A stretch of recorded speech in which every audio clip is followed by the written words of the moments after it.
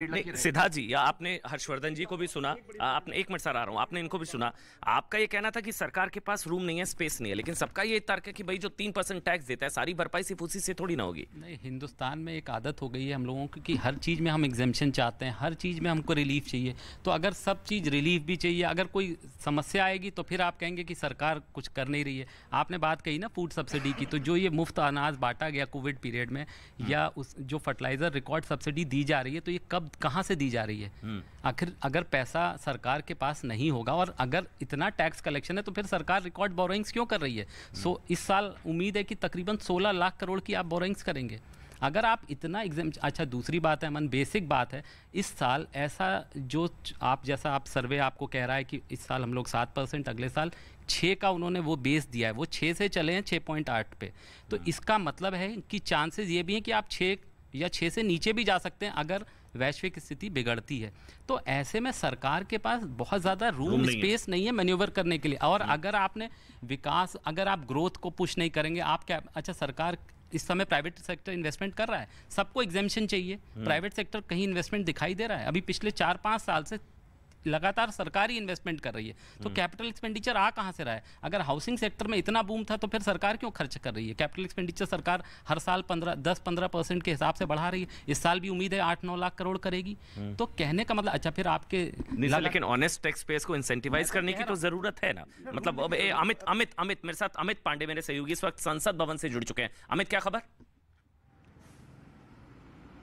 देखिए, वित्त मंत्री निर्मला सीतारमण थोड़ी देर पहले संसद भवन परिसर यहाँ पर पहुंची हैं और उसके बाद तमाम जो बैठकों के बाद करीब 11 बजे बैठक बजट पेश करेंगी। और संसद भवन के ठीक बाहर यहाँ पर हम मौजूद हैं और हलचल यहाँ पर देखी जा सकती है। जो स्टाफ है अंतिम जो फाइनल टच है वो दे रहा है और अब से थोड़ी देर में 11 बजे के आसपास संसद भवन के भीतर वित्त मंत्री बजट पेश करेंगे। डिजिटल बजट होगा पूरा और अब सबकी नजरें उसी पर रहेंगी, आखिरकार क्या क्या अब जो तैयारी है, क्या सौगात वो देश को देती है। जी ठीक, मैं बताइए सर जल्दी से, फिर मैं गीता भट्ट के पास जा रहा हूँ। बताइए अमन जी, देखिए ऐसा 90% बात आ गई है, मैं एसेंस रखना चाहूँगा।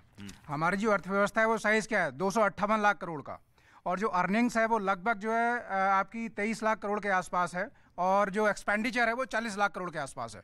तो यानी जो घाटा जो हो रहा है प्रतिवर्ष वो हो रहा है आपके लगभग 17 लाख करोड़ के आसपास। यानी जो परसेंटेज में देखते हैं जीडीपी के परसेंटेज में वो 6.4%, 6.4 फिस्कल डेफिसिट। यस। और जो अभी बात हो रही थी, अब मैं ये आपको स्टेप बाय स्टेप जो आंसर देता हूं कि आप अपना जो ट्रेड डिफिसिट क्यों बढ़ रहा है, वो इसलिए बढ़ रहा है, जितने भी टॉप इकोनॉमी है वर्ल्ड के अंदर जो है सबसे ज्यादा जो अगर जीडीपी के रेशियो में अगर आप परसेंटेज देखेंगे फिजिकल डेफिसिट का, तो आपका जो जापान का जो है वो क्यों है, क्यों? Because of the manufacturing hub. तो अभी जीडीपी को जो इफेक्ट करने वाले 4 पिलर्स होते हैं, एक तो आपका कंजप्शन हो गया, दूसरा आपका ट्रेड डेफिसिट हो गया, तीसरा आपका इन्वेस्टमेंट हो गया, चौथा आपका गवर्नमेंट स्पेंडिंग हो गई।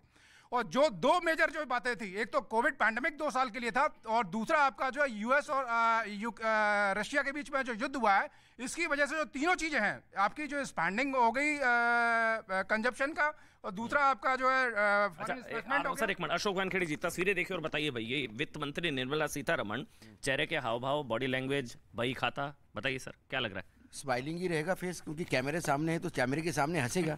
मैं वो साइकोलॉजिस्ट नहीं हूँ कि मैं बॉडी लैंग्वेज पे बात करूंगा, ठीक है अमन? तो वो हमारे यहाँ तो आप कैमरा फ्रेंडली सरकार हो गई है, कैमरा देखते से अपनी सरकार स्माइल करती है। लेकिन ये कैमरा जरा वोटर स्माइल करेगा। आपके भी कैमरे हमेशा मंत्री और उद्योगपतियों पे रहते हैं, कभी गरीबों पे कैमरा दिखाएगा तो अभी बजट जो पेश कर रहा है उसी पे रहेगा ना सर कैमरा। नहीं तो मैंने सवाल उठता है कि जिसका चेहरा मायूस है, जो बजट की तरफ देख रहे हैं, कौन सा सामने भी है कैमरा? आपके सामने है, मेरा कैमरा तो आप पर भी है, कैमरा मेरे सामने भी है, और मैं स्तब्ध होकर देख रहा हूँ। मैं इस बजट को देख रहा हूँ, मैं पिछले बजट का आकलन भी करके आया हूँ। मुझे पता है कि बजट होता है, उसमें से कितनी चीजें लागू होती है, कितने नहीं। अब तो लोग बजट सुनते हैं फॉर्मेलिटी हो गई, बजट हो गया चलो ठीक है, रोजमर्रा की जिंदगी वैसी है, आम आदमी के जीवन में कोई खास बदलाव आता नहीं। बार बार ये कहा जा रहा है कि किसान टैक्स नहीं देता। किसान कौन सा टैक्स नहीं देता? सिर्फ इनकम टैक्स नहीं देता, बाकी किसान ऐसा कौन सा टैक्स है जो किसान नहीं देता? डीजल से लेके बच्चों के एजुकेशन तक हर जगह जो खरीदता है। फार्म इनकम पर कौन सा टैक्स है? वो इनडायरेक्ट टैक्स की बात कर रहे हैं ना आप? एक मिनट, और आप जो करोड़पति किसान बोलते हो, वो क्या आपके 90% किसान करोड़पति है? वो किसान 5% होगा करोड़पति। पैरिटी नहीं है ना, डिस्पैरिटी है ना सर। डिस्पैरिटी कहाँ नहीं सर, डिस्पैरिटी एमएसएमई में है, तो होनी चाहिए। नहीं डिस्पैरिटी तो ये देखिए, डिस्पैरिटी नहीं होनी चाहिए ना सर। डिस्पैरिटी नहीं होनी चाहिए तो सब कहते हैं, ये आदर्शवाद की बात है, लेकिन यथार्थ के धरातल पे उतर के डिस्पैरिटी तो होगी।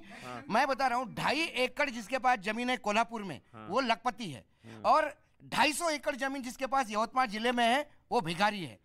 क्या करोगे आप? क्योंकि आपको किसान एरिया रीजन उसका ये करना होगा।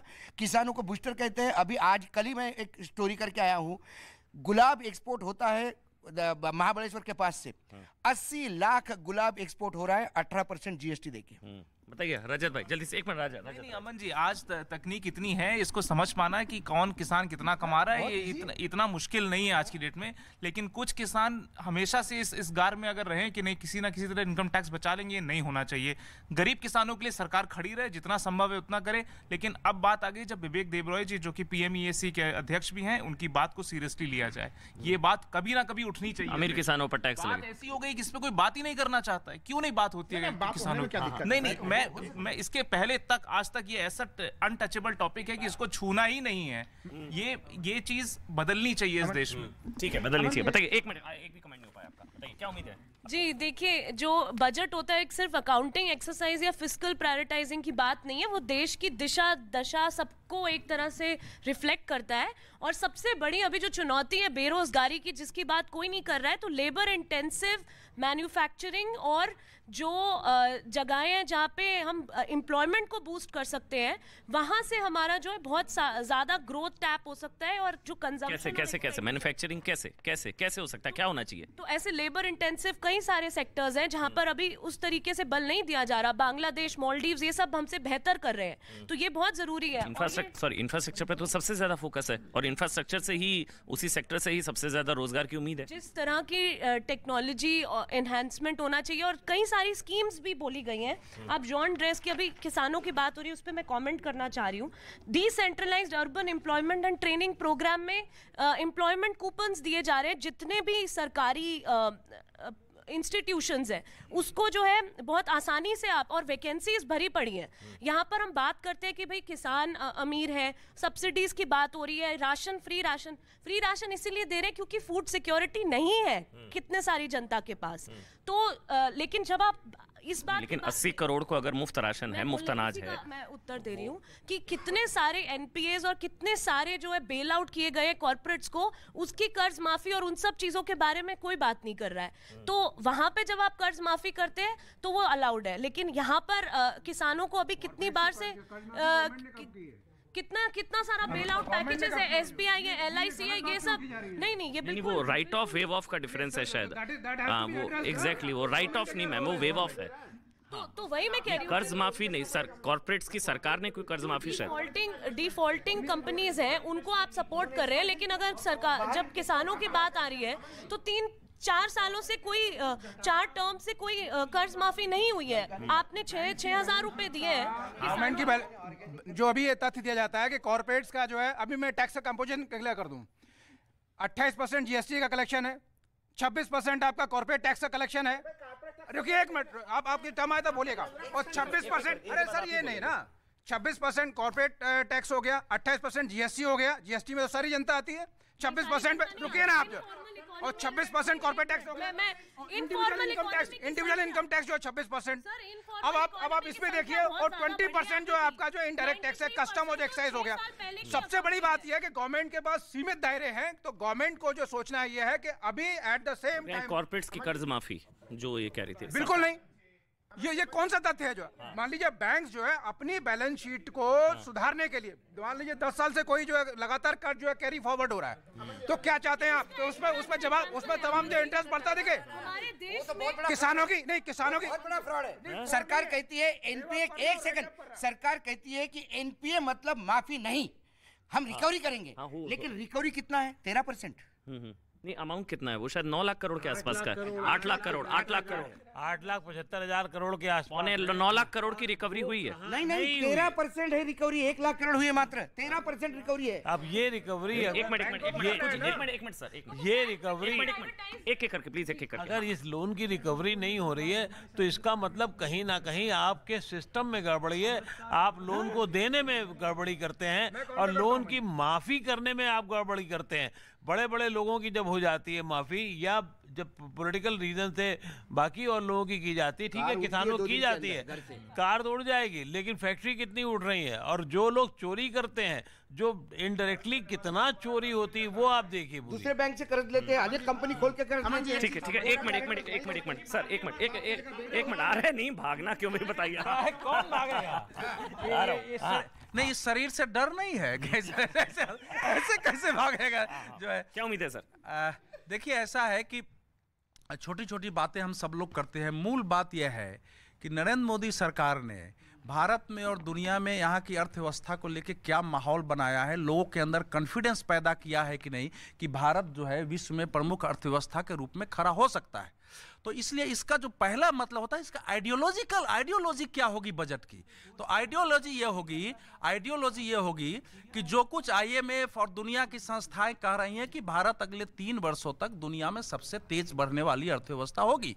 दुनिया की बाकी अर्थव्यवस्थाओं की हालत ऐसी नहीं होगी। चाइना 5%, इंडिया 6.1%, तो दुनिया की बाकी की नहीं होगी।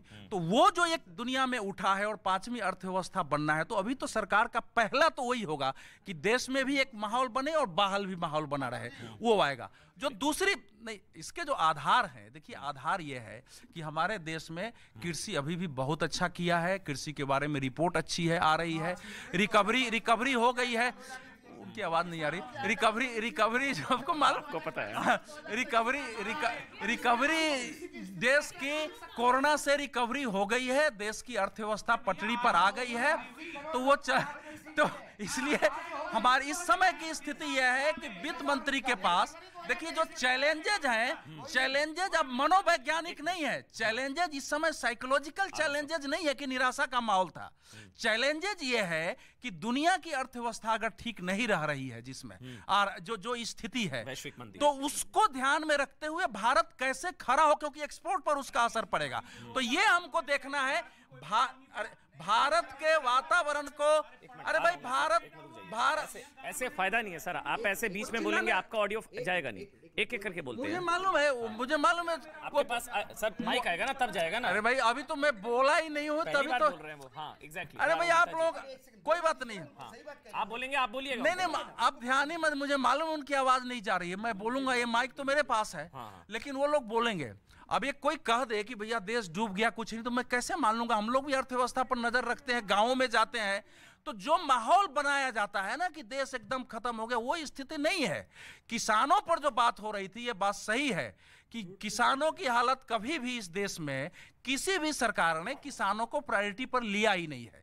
एग्रीकल्चर को राज्य का विषय बना दिया गया। आय दोगुना करने का वादा तो इसी सरकार ने किया। आय दुगना हुई है। देखिए ये भी ऐसा लगे, आय को भी देखना पड़ेगा ना, कैसे दुगना हुई है। आय बहुत बड़ी है किसानों की। गाँव में मैं जाऊंगा, कोई मानेगा नहीं, लेकिन किसानों के बीच आप जाएंगे ना गाँव में, तो किसान बताएगा कि हमको। मैंने नहीं देखा इस तरह का चीट, इस तरह का क्रिमिनल माइंड पूरे जेल स्टाफ को ब्राइब कर देगा। मैं सोच भी नहीं सकता था। गवर्नमेंट फंक्शनरी को इम्पर्सनेट करता था, आवाजें बदलता था। टारगेट भी बहुत पावरफुल, धनवान लोगों को करता है। ये एक ही चीज से रुक सकता है, अगर आप इसकी जीभ काटें। न्यूज चैनलों के इतिहास में पहली बार न्यूज 18 इंडिया की web series FIR number 208 streaming 3 February 9 PM